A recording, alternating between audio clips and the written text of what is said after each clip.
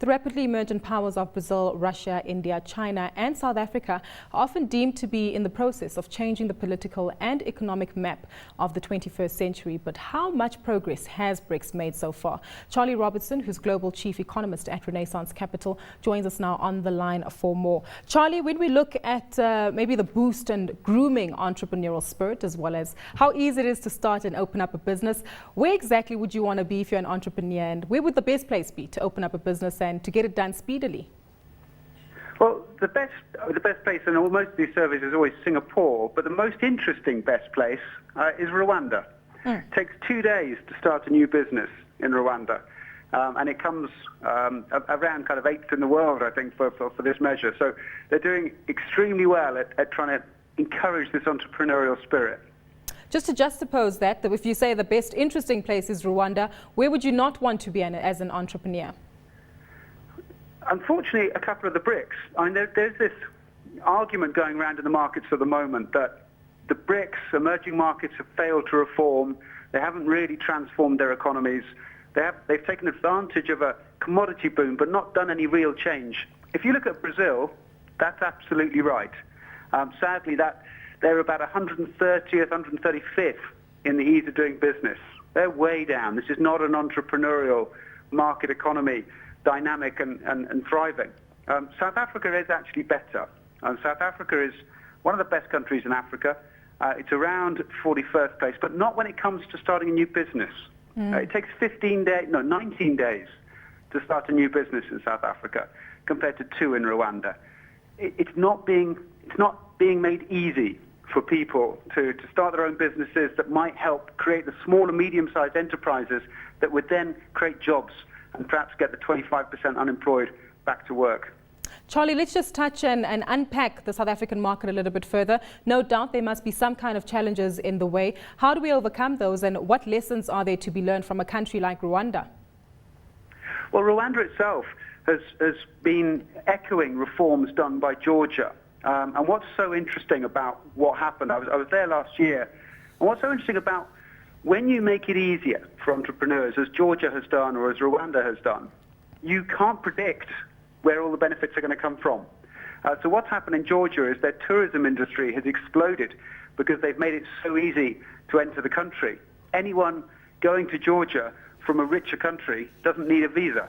And that's their cutoff. If your per capita GDP is higher outside, then you can just turn up in Georgia. So tourism's exploded. The biggest business in Georgia now is the re-export of cars. Over a quarter of all their exports is the re-export of cars.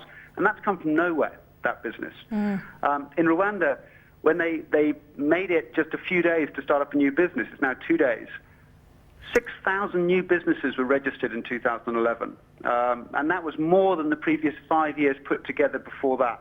Now, I don't know which one of those is going to be the dynamic story of tomorrow, but I am fairly confident that is what we will see. So for South Africa, cutting down the procedures, cutting down some of the bureaucracy, making it simpler for businesses to get going. It's something which has been done in Georgia, it's been done in Rwanda. The South African government, if they were committed to doing this, they could copy the same reforms.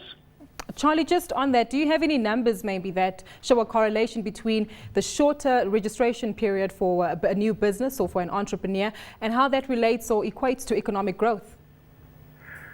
I can tell you that Rwanda has been one of the fastest growing economies in Africa for the last 10 years or so, and that Georgia has also been one of the most rapidly growing economies in the CIS. The trouble is that they're both coming from small base, and yes, it might. Well, I think it is to do with the business reforms. I can't prove that, though. Charlie, just to close off with, no doubt there must be some risks associated with this. Regulation is one of them. You mentioned there that an increased flow of foreigners coming to the country, maybe a lack of registration and taking care of the numbers there to ensure that they're appropriate export and importing and export controls there. What are some of the risks that a government like South Africa's, as well as its private sector, might need to address before shortening these time periods to register a business? As yet, I haven't heard anyone criticize or tell me or explain a negative impact from this. So I I'm not the best person to ask. I mean, I do know that there has been a criticism of some of the ease of doing business rankings over labour market regulation, where the survey seemed to want to remove as many workers' rights as possible, and therefore this became very controversial socially. But that's not the side of the story which I think is so interesting. It's much more just trying to reduce some of the bureaucracy. I imagine there's a few bureaucrats out there who wouldn't be happy because they might lose their jobs. But other than that, I just see upside from these sort of reforms. Thank you so much, Charlie, for focusing on the good news story there that might have a good impact for South Africa's economy should we take on something like this on board.